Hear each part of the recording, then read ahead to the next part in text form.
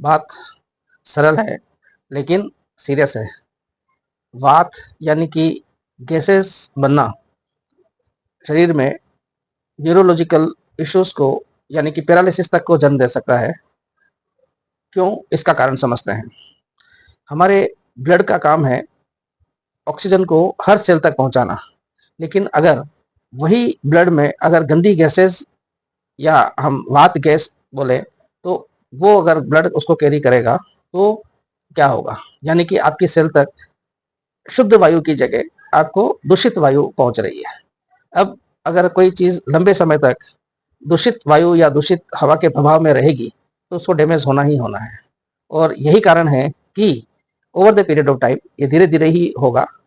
Diagnosis कभी नहीं होगा कि पैरालिसिस क्यों होगा, क्यों हो रहा है या कब हुआ होगा, लेकिन ये एक मेन रीजन है जहाँ पे जब स्पाइन या हमारे दिमाग की जो नसें हैं, ये डिपेंड करेगा कि हम किस तरह की बीमारी आएगी, क्योंकि जिस जगह की सेल ज़्यादा डैमेज होगी उसी जगह का से संबंधित बीमारी हमारे को आएगी।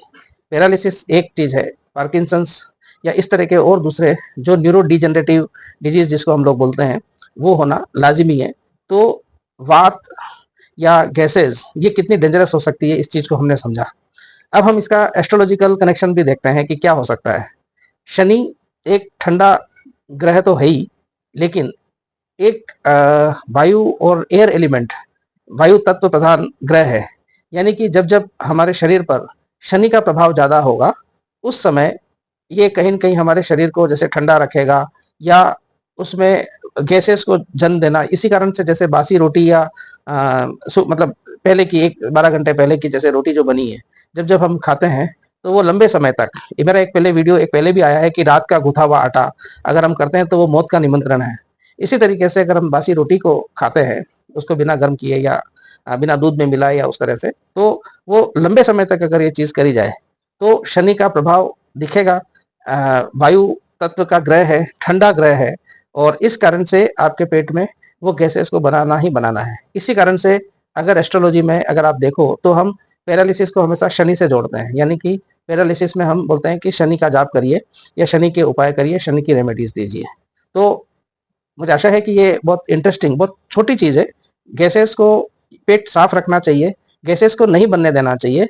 और आयुर्वेद में भी जो पैरालिसिस के पेशेंट होते हैं वहाँ पे आयुर्वेदिक डॉक्टर भी हमेशा उनको एसी में सोने के लिए मना करता है, उनको ठंडा खाना खाने के लिए मना करता है, उनको बोलता है कि आप ताज़ा और गर्म खाना ही खाइए तो ज़्यादा अच्छा रहेगा। तो ये सब चीज़ें इंटरलिंक्ड हैं। ज्योतिष चिकित्सा विद्या विज्ञान से रिलेटेड है।